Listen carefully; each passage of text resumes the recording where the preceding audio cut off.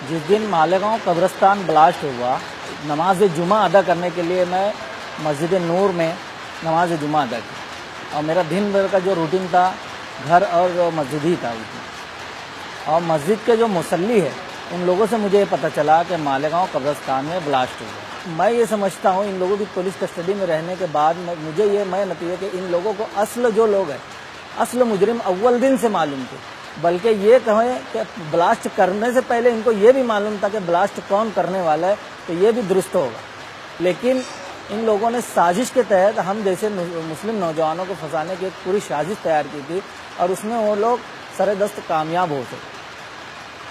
तो उसमें एक मालेगांव का एक ऑफिसर था, सीनियर ऑफिसर, उसका ये जुमला था कि जब मेरी उम्र 24 थी, उसका ये जुमला था कि तू दाढ़ी क्यों रखाता है, तू टोपी क्यों पहनता है, तू कुर्ता पजामा क्यों पहनता है, तू फिल्में क्यों नहीं देखता है।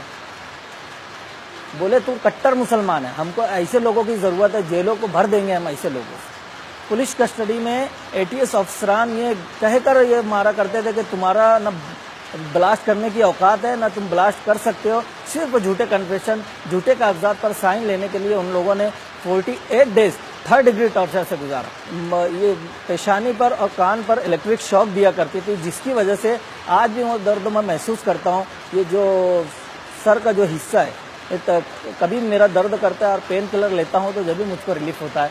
ये इस तरह का जुल्म उन लोगों ने किया। पूरे कपड़ों को उतार दिया करते थे और हाथों पैरों को बांध कर डंडे और पट्टों से मारा जाता था।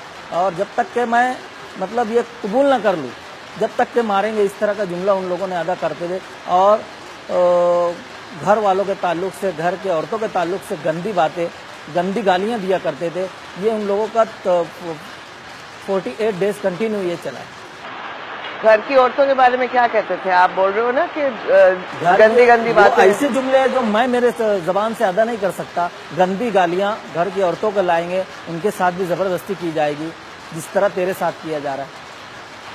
तो आपको मजबूरन साइन करना पड़ा? मजबूरन मुझे साइन करना पड़ा। तो जब आपने साइन किया तो उन्होंने कुछ बोला? उन्होंने ये कहा, रघुवंशी का जुमला ये था कि ना तुम्हारी औकात है ब्लास्ट करने की, ना बम बनाने की, लेकिन हम तुम्हें फंसाएंगे, तुम्हें क्या करना है करो। ATS चीफ रघुवंशी का जुमला। आज हमारी पहचान ऐसी बन गई है कि लोग ये नहीं कहते कि नूरुल हुदा जा रहा है, लोग ये कहते हैं कि फला ब्लास्ट में अरेस्ट हुआ था वो नूरुल हुदा जा रहा है। ये एक पहचान है, ये ATS वालों की गलत कारकर्दगी की पहचान है।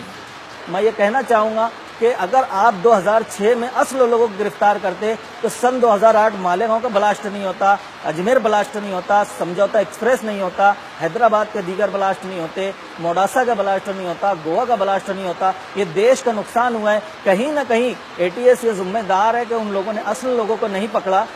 देखिए, हमारा परिवार, अब एक माहौल ऐसा पुलिस ने बनाया था कि लोग हमसे हमदर्दी तो रखते थे, लेकिन हमारे पास आने के लिए कतराते। हमारे रिश्तेदार, दीगर अहबाब जो ऐसे थे, हमारे पास आने के लिए कतराते थे, कहीं ऐसा ना हो कि ATS हमें इनके साथ इन्वॉल्व कर दे। तो ये हमारे लिए, हमारे घर में रिश्ते आना बंद हो गए थे। हमारे घर में कोई रिश्ता करने को तैयार नहीं था।